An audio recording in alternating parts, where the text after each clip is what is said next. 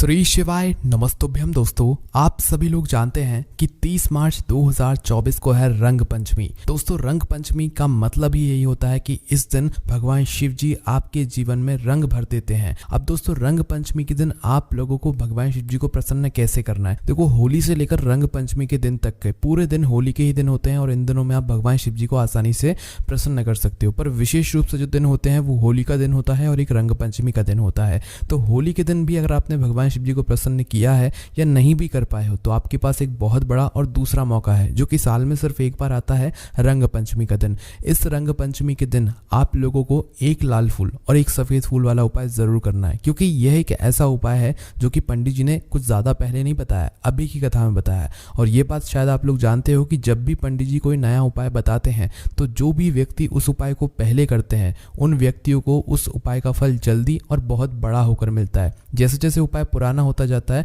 उपाय का फल मिलता है, ऐसी बात नहीं है नहीं मिलता है, पर वो थोड़े समय में मिलने लगता है। पर जब उपाय नया होता है तो सीधी सी बात है, आपको उपाय का फल जल्दी मिलता है। तो अब पंडित जी ने क्या उपाय बताया है, एक लाल फूल और एक सफेद फूल वाला उपाय आपको कैसे करना है, किसको करना है और मेन चीज किस लिए करना है, ये सारी जानकारी हम आपको बताते हैं कि आपको एक लाल फूल और एक सफेद फूल वाला उपाय कैसे करना है।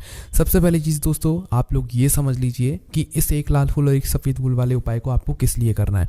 तो देखो, रंग पंचमी के दिन आप लोगों को इस वाले उपाय को अपने घर में धन की प्राप्ति के लिए करना है, मतलब माता लक्ष्मी जी को प्रसन्न करने के लिए करना है। जैसे कि अगर आपके घर में कोई मतलब किसी का विवाह है, किसी बेटा बेटी का विवाह है और आप लोग सोच रहे हो कि भाई विवाह है पर घर में पैसा नहीं है, तो आपको ये वाला उपाय करना चाहिए। आपका घर बन रहा है और घर बनता बनता आधा छूट गया है, अब इसलिए नहीं बन रहा है क्योंकि घर में पैसा नहीं है, तो भाई उसके लिए भी आप लोग ये वाला उपाय करो, ताकि जो आपका अधूरा काम है जो कि पैसों की वजह से रुका हुआ है, भाई वे आपका काम पूरा हो जाएगा। ठीक है, किसी भी प्रकार का ऐसा काम है जो कि सिर्फ और सिर्फ पैसों की वजह से रुका हुआ है, चाहे शादी विवाह हो, चाहे घर का काम हो, चाहे कोई भी गाड़ी बंगला कुछ भी हो, अगर वो पैसों की वजह से रुका हुआ है तो एक लाल फूल और एक सफेद फूल वाला उपाय पंडित जी ने इसीलिए बताया है ताकि आपका जो भी काम रुका हुआ हो, जो कि धन की समस्या के लिए आ रहा हो, भाई आपका वह काम जरूर हो जाएगा, वो भी बहुत ही जल्दी। अब इस उपाय में क्या करना है, वैसे दोस्तों इस उपाय का नाम एक लाल फूल और एक सफेद फूल वाला उपाय है, पर इस उपाय में आपको 4 सामग्रियों का यहाँ पर प्रयोग करना होता है। उससे पहले आप लोग ये जान लीजिए कि इस एक लाल फूल और एक सफेद फूल वाले उपाय को करना किसको है। देखो, रंग पंचमी का दिन बार बार नहीं आता है, रंग पंचमी के नाम से ही समझ आता है कि इस दिन पंचमी तिथि पड़ती है और पंचमी तिथि का भगवान शिव जी के लिए बहुत ही बड़ा और विशेष महत्व होता है और होली के त्यौहार की ये रंग पंचमी है, इसलिए इस मौके को आपको अपने हाथ से नहीं जाने देना चाहिए। तो आप लोगों को क्या करना है, सबसे पहले ये सुन लो कि इस वाले उपाय को किसको करना है। देखो, उपाय जो भी होता है ये मतलब घर का कोई एक बड़ा या मुख्य सदस्य ही करता है। जब उस उपाय को किसी एक ही व्यक्ति को करना होता है ना, तो घर में से सभी सदस्यों को इस उपाय को करने की जरूरत नहीं है और जिसको इस उपाय को करने की जरूरत हो सिर्फ वही करे, मतलब बिना बात के आप लोग इस उपाय को ना करें, है ना। अगर आपके घर में सच में धन की समस्या चल रही है या आपका कोई काम है जो कि धन की समस्या की वजह से रुका हुआ है तो ही आप लोग ये उपाय करना, वरना मत करना। ठीक है, अब क्या करना है आप लोगों को, देखो सबसे पहली चीज, घर का कोई बड़ा व्यक्ति ही इस उपाय करेगा। घर के बड़ी व्यक्तियों में से जो घर की बड़ी माताएं बहनें होती हैं, उन माताओं बहनों में से कोई भी एक माता बहन इस वाले उपाय को करेगी तो बहुत ज्यादा अच्छा होगा। अगर किसी कारणवश घर में माता बहनें उपस्थित ना हो तो भाई फिर घर का कोई बड़ा जो व्यक्ति हो, चाहे वो पुरुष ही क्यों ना हो, वह भी इस उपाय को कर सकता है, कोई दिक्कत वाली बात नहीं है। अब ये बात तो आप लोग समझ गए। अब बात यहाँ पर आती है कि इस उपाय को हमें किस समय करना है, सुबह के समय करना है कि शाम के समय करना है। तो देखो, इस उपाय को आप लोगों को सुबह के समय भी करना है, शाम के समय भी करना है, मतलब एक व्यक्ति को दोनों समय नहीं करना है। अगर आप कोशिश करें कि भाई आप सुबह इस उपाय को कर लें तो सुबह बहुत अच्छी बात है, आप सुबह इस उपाय को कर सकते हैं। पर अगर किसी कारणवश आप सुबह इस एक लाल फूल और एक सफेद फूल वाले उपाय को ना कर पाओ तो फिर आपके पास एक दूसरा समय रहेगा रंग पंचमी के दिन का, जो कि शाम के समय प्रदोष काल का समय रहेगा। ठीक है, मतलब कोशिश आपकी क्या होनी चाहिए कि हम सुबह इस उपाय कर लें, जल्दी से जल्दी कर लें। बाकी नहीं कर पाओ किसी कारणवश तो आप शाम के समय प्रदोष काल में भी कर सकते हो। अब शाम के समय प्रदोष काल कितने बजे से लेकर कितने बजे तक का होता है, पंडित जी ने अपनी अभी की कथा में इस बात की जानकारी दी है, जो कि हम आपको बता देते हैं पंडित जी का क्या जवाब है इस आपके प्रश्न पर। देखो, बहुत सारे लोग प्रश्न करते हैं कि प्रदोष काल का समय होता कब से कब तक का है ना, और पंडित जी बहुत सारे उपाय बताते हैं जो कि प्रदोष काल के होते हैं। तो भाई अब हमें समझ नहीं आता है कि प्रदोष काल कब से कब तक है और हमें हर बार पूछना पड़ता है। तो देखो, पंडित जी ने यह जवाब दिया है कि मतलब मौसम बदलता रहता है और मौसम के हिसाब से जो है मतलब जो शाम होती है वो भी, उसका समय भी बदल जाता है ना। जैसे अभी गर्मी आ रही है तो शाम बहुत देरी में होंगी। अब क्या होता है कि लोगों को बहुत परेशानी आती है कि शाम का समय कब से कब तक होता है। तो पंडित जी ने सीधी सी बात ये समझाई है कि शाम का समय वो आप लोग मानो कि जब रात होने वाली हो और शाम हो चुकी हो, मतलब वो मध्यकाल का समय, जब ना रात हुई हो ना शाम हुई हो, मतलब बिल्कुल बीच का समय, रात होने वाली हो और शाम बिल्कुल पूरी तरीके से हो चुकी हो, है ना। तो उस समय का जो समय होगा वो प्रदोष काल का समय होगा।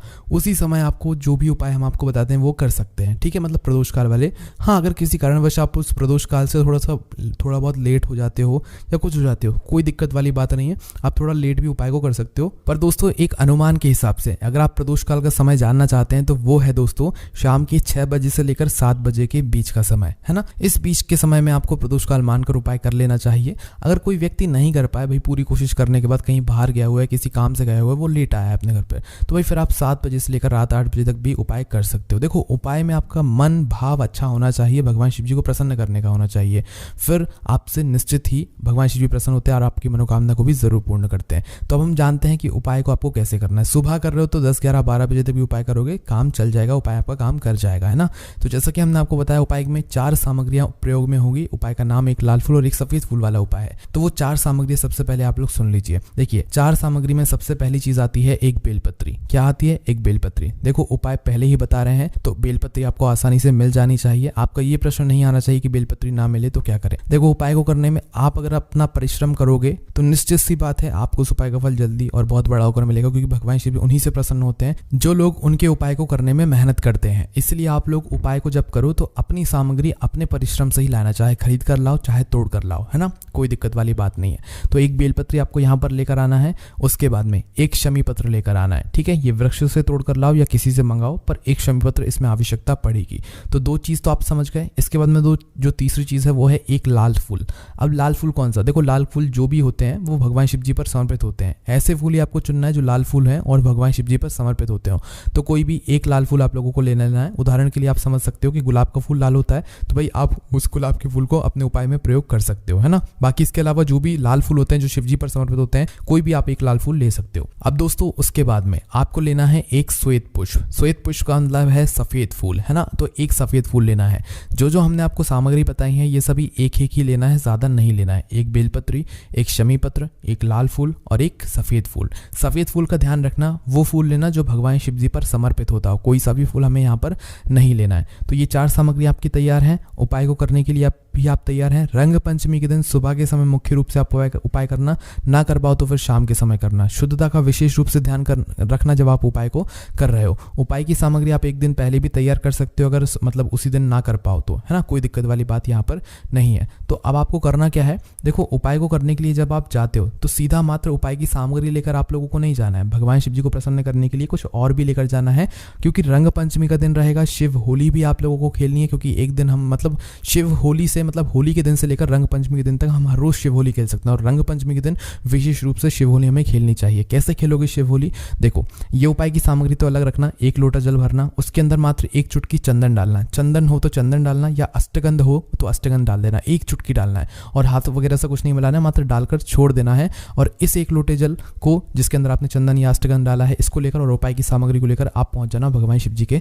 मंदिर में जो आपके घर के पास में हो। अब अगर आप इस उपाय को सुबह के समय कर रहे हो तो आप जल लेकर जा सकते हो, पर अगर शाम के समय कर रहे हो तो भाई शाम के समय आप अपने साथ में मतलब सादा चंदन लेकर चल जाना, उससे ही आप लोग मतलब शिव होली खेल लेना, है ना। बाकी शाम के समय जल ज्यादातर नहीं चढ़ाया जाता है, इसलिए हम आपसे ये बात कह रहे हैं। बाकी अगर आपका मन है और आपके इधर चढ़ाने दिया जाता है तो आप चढ़ा सकते हैं, कोई दिक्कत वाली बात नहीं है। तो अब आप करना क्या है, आप भगवान शिव जी के मंदिर पहुंचिए। शाम के समय जा रहे हो तो आप अपने साथ में एक गोलबाती का शुद्ध देसी गाय के घी का दीपक लेकर जा सकते हो, उसमें कोई दिक्कत वाली बात नहीं है। और अपनी माचिस लेकर जाना और अपने दीपक को अपनी माचिस जलाकर फिर उसके बाद में आप उपाय करना। तो शिव जी के मंदिर में जैसे ही पहुंचो तो अपना एक लोटा जो जल है वो पहले जाकर चढ़ाना। शिव होली खेलना, क्योंकि उसी एक लोटे जल से हम शिव होली भगवान शिव जी के शिवलिंग के साथ खेलेंगे। शिवलिंग के ऊपर वह जल चढ़ाना। शाम के समय गए हो तो भैया अपना पहले दीपक जलाना, उस दीपक को भगवान शिव जी से थोड़ी दूरी बनाते हुए रखना और भगवान शिव जी से प्रार्थना करके उस दीपक को रख देना। जैसे ही आपकी पूजन अर्चना हो जाए, शिव होली आप लोग खेल लो, चंदन वगैरह सब चढ़ा दो, उसके बाद में आप शिव जी के शिवलिंग के पास में बैठ जाना, सामने आसपास कहीं पर भी, और अपने उपाय को करना शुरू करना। उपाय को शुरू करने के लिए सबसे पहले आप शिवलिंग के ऊपर एक स्थान देख लेना जो कि माता सुखसिंद्र जी का स्थान है,